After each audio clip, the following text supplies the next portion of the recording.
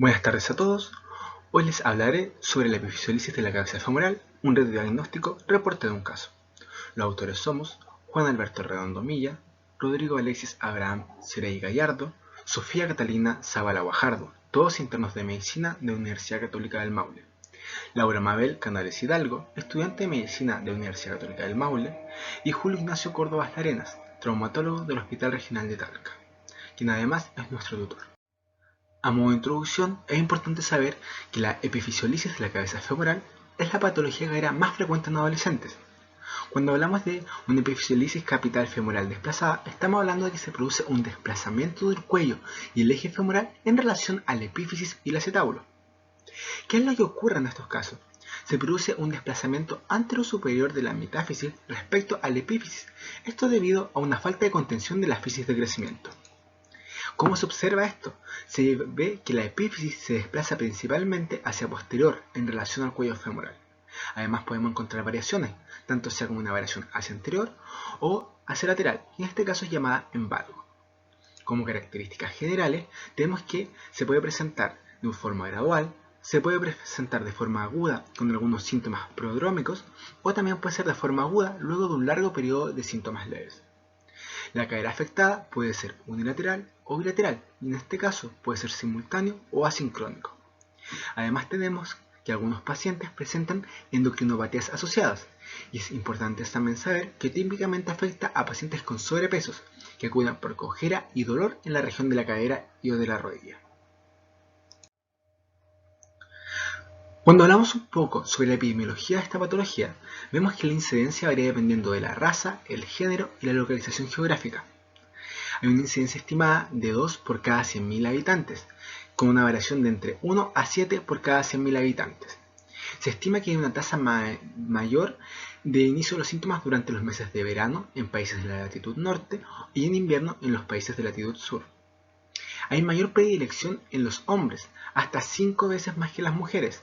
Además hay estudios recientes que demuestran que la relación hombres-mujeres es 2:1 o 3:2, lo cual estaría demostrando que va en disminución esta diferencia. Se ha visto que no hay diferencia entre habitantes de sectores urbanos o rurales, y además tampoco se ha visto una predilección familiar. La raza negra además confiere un mayor riesgo tanto en presentar la enfermedad como en sus complicaciones. Pero de todas formas, los estudios recientes muestran resultados bastante discutibles. Hay una mayor afectación de la cadera izquierda, puede ser hasta 3 veces más que la derecha, y esta relación también se ha visto que ha ido disminuyendo. Además, hay estudios que, como mencionaba anteriormente, han asociado la epifisiolisis de la cabeza femoral con la obesidad y con una frecuencia de 4 veces mayor que en adolescentes severamente obesos.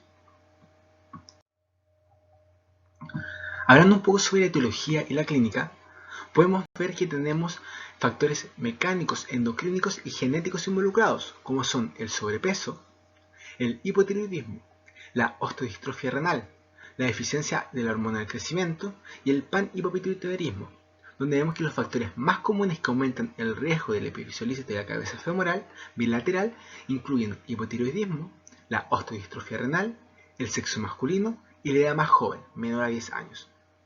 Ahora, cuando hablamos sobre la clínica, vamos a ver que el paciente presenta dolor con características vagas.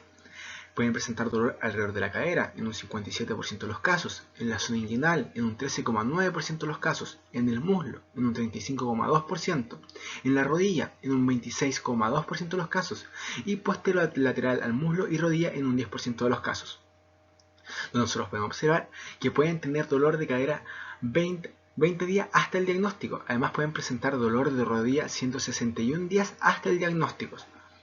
Además tenemos que los pacientes con desplazamiento de la epífisis de la cabeza femoral tienen una rotación externa obligada a la cadera, con flexión debido a esto al desplazamiento de la metáfisis del cuello femoral con respecto a la epífisis.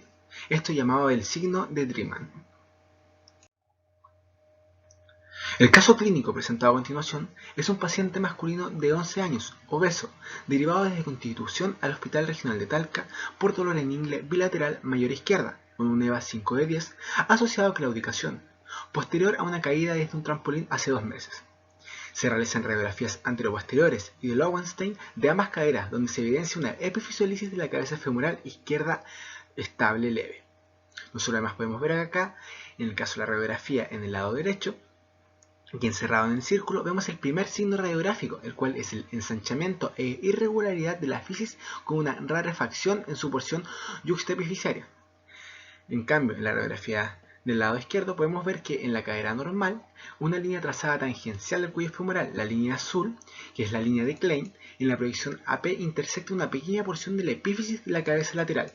En caso del lado que la línea roja, podemos ver que cuando se produce un desplazamiento posterior típico, esta línea cruza una porción más pequeña de la epífisis o no corta en absoluto, y este es llamado el signo de Treton-Wan. Posterior al diagnóstico, se decide realizar la fijación con tornillo canulado bilateral, dándose de alta el mismo día. El paciente evoluciona con un examen físico normal, una buena movilidad, sin dolores ni limitaciones de la vida diaria. Se decide controles periódicos con restricción de la actividad deportiva, y la madre del paciente además autoriza la realización y presentación del caso clínico. A modo de discusión, tenemos que la epifisiolisis de la cabeza femoral suele ser un reto diagnóstico presentando un 75% de múltiples consultas. Es más frecuente en el periodo peripuberal y está relacionada con la obesidad, encontrándose hasta un 70% de los pacientes con una relación entre estas ambas patologías. Esta patología es 3 veces más frecuente en el lado izquierdo, pudiendo ser bilateral hasta en un 40% de los casos. La afectación de la segunda cadera ocurre luego de 18 meses de la manifestación inicial, por lo que la sospecha precoz ayuda a prevenir esto. Tenemos también que en las epifisiolisis de la cabeza femoral estables, el paciente es capaz de soportar peso y estas comprenden el 85% de los casos.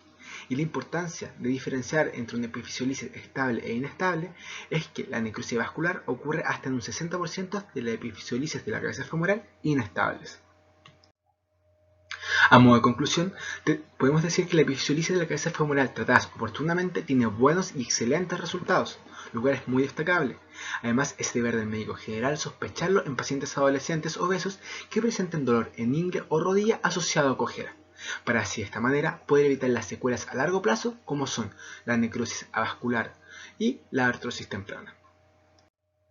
Muchas gracias.